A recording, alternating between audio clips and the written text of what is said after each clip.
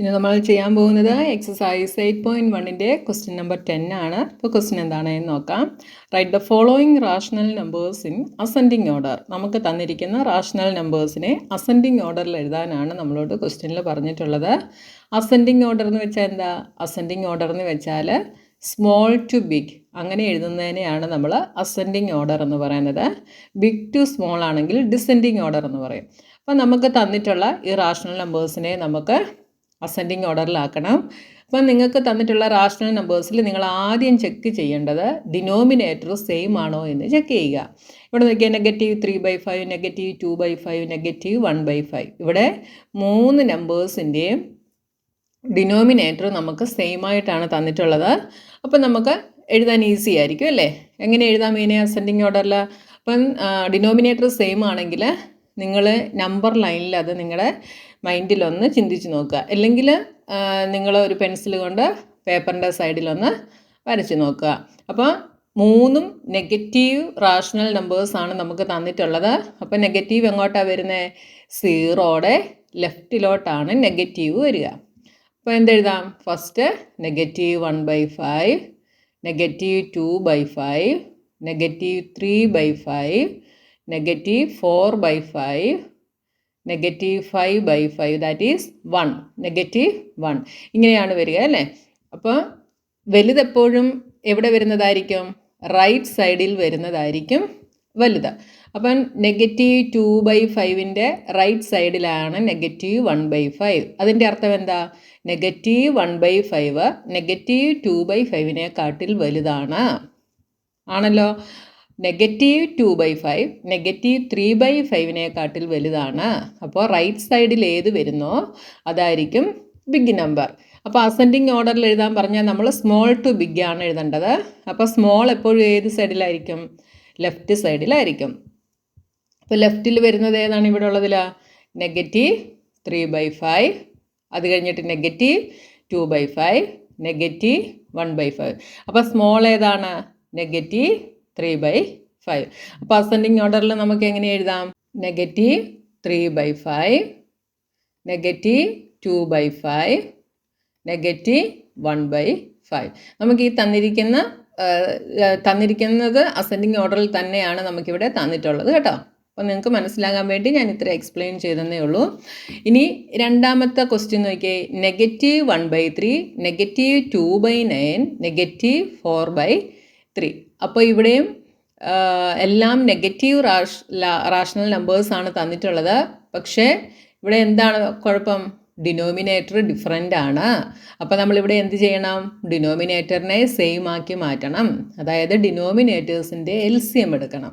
അപ്പോൾ ഇവിടെ ഡിനോമിനേറ്റേഴ്സ് നോക്കിയാൽ എന്തൊക്കെയാണ്? 3, 9, 3. അപ്പോൾ നിങ്ങൾ LCM എടുക്കുമ്പോൾ ചെക്ക് ചെയ്യേണ്ടത് ഒരു നമ്പർ അടുത്തതിൻ്റെ മൾട്ടിപ്പിൾ ആണോ എന്ന് നോക്കുക.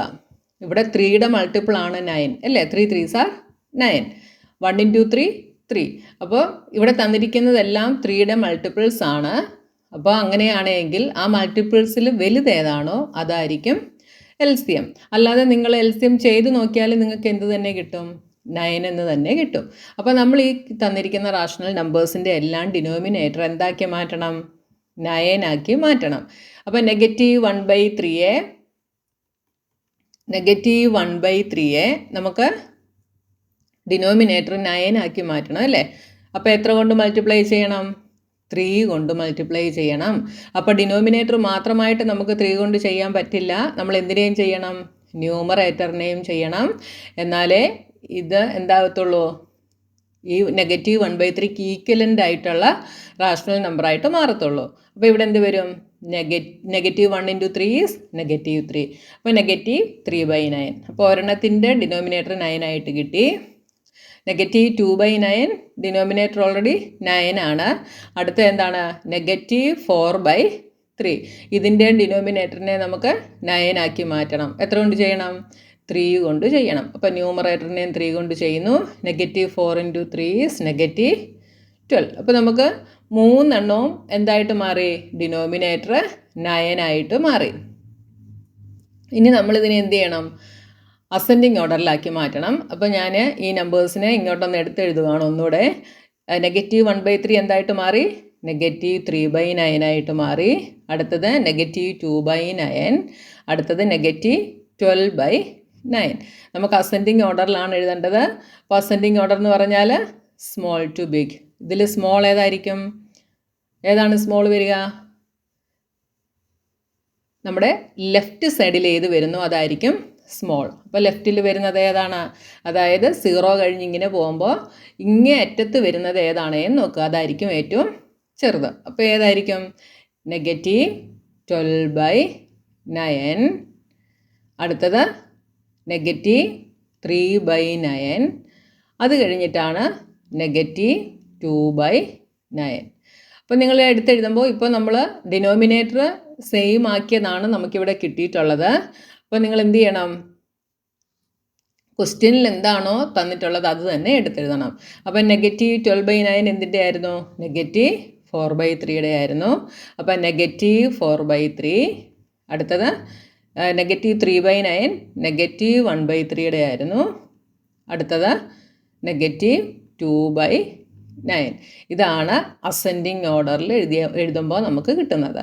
അപ്പോൾ ഡിനോമിനേറ്റർ സെയിം അല്ലെങ്കിൽ എന്ത് ചെയ്യണം? ഡിനോമിനേറ്ററിനെ സെയിം ആക്കണം.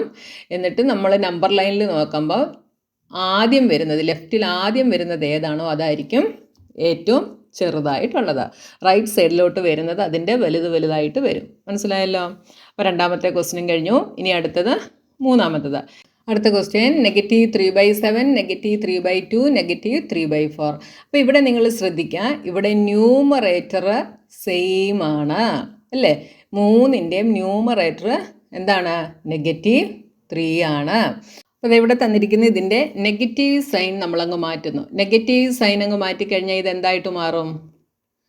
3/7, 3/2, 3/4. അപ്പം ഞാൻ പറഞ്ഞു ന്യൂമറേറ്റർ ഇവിടെ സെയിം ആണ് എന്ന് പറഞ്ഞു. അപ്പോൾ ന്യൂമറേറ്റർ സെയിം ആണെങ്കിൽ number with smaller denominator is greater. അപ്പോൾ സ്മോളർ ഡിനോമിനേറ്റർ ഉള്ളത് ഏതാണോ അതായിരിക്കും ഗ്രേറ്റർ. അങ്ങനെയാണെങ്കിൽ നമുക്കിതിനെ എങ്ങനെ എഴുതാം? 3/2, 3/4, 3/7. അപ്പോൾ ഞാനിവിടെ നെഗറ്റീവ് സൈൻ മാറ്റി കഴിഞ്ഞിട്ടുള്ള പോസിറ്റീവ് റാഷണൽ നമ്പേഴ്സിൻ്റെ ആണ് ഞാനിവിടെ എഴുതിയിട്ടുള്ളത്. 3/2, 3/4, 3/7. അപ്പോൾ ഇതിന് നെഗറ്റീവ് സൈൻ ഇട്ട് കൊടുക്കുമ്പം ഇത് നേരെ തിരിച്ചു വരും കേട്ടോ. അതായത് ഇത് ഇങ്ങനെയാണ് വരിക: 3/2 ഗ്രേറ്റർ ദാൻ, 3/4 ഗ്രേറ്റർ ദാൻ, 3/7. നമുക്ക് സ്മോളർ ആയിട്ടാണ് വേണ്ടത്. ഇതിന് നെഗറ്റീവ് സൈൻ കൊടുക്കുമ്പോൾ ഇത് -3/2 ലെസ് ദാൻ, -3/4 ലെസ് ദാൻ, -3/7 എന്നാവും. അപ്പം പോസിറ്റീവ് ആണെങ്കിൽ ഇത് ഗ്രേറ്റർ ആയിരിക്കും, നെഗറ്റീവ് ആണെങ്കിൽ ഇത് ലെസ് ആയിരിക്കും. അപ്പം ന്യൂമറേറ്റർ സെയിം ആയതുകൊണ്ടാണ് ഞാൻ ഇതിങ്ങനെ എഴുതിയത് കേട്ടോ. അപ്പോൾ നമുക്ക് ഈ ഒരു മെത്തേഡിലും ചെയ്യാം. അപ്പോൾ അസെൻഡിങ് ഓർഡറിൽ എഴുതുമ്പോൾ -3/2, -3/4, -3/7 എന്ന് വരും. ഇനി ഇങ്ങനെ നിങ്ങൾക്ക് ഡൗട്ട് ആണെങ്കിൽ ഞാനിവിടെ ചെയ്യിച്ച പോലെ തന്നെ ഡിനോമിനേറ്റർ LCM കണ്ടുപിടിച്ച് ചെയ്യുക. LCM കണ്ടുപിടിച്ചിട്ട് ഡിനോമിനേറ്റർ സെയിം ആക്കുക. അതിനുശേഷം നിങ്ങൾ അസെൻഡിങ് ഓർഡറിൽ എഴുതുക. മനസ്സിലായല്ലോ? അപ്പോൾ നമ്മുടെ 3 ക്വസ്റ്റ്യൻസും കഴിഞ്ഞു. വളരെ സിമ്പിളായിട്ടുള്ളൊരു ക്വസ്റ്റ്യൻ ആയിരുന്നു. ഇനി അടുത്ത എക്സസൈസുമായി നമുക്ക് നെക്സ്റ്റ് വീഡിയോയിൽ കാണാം.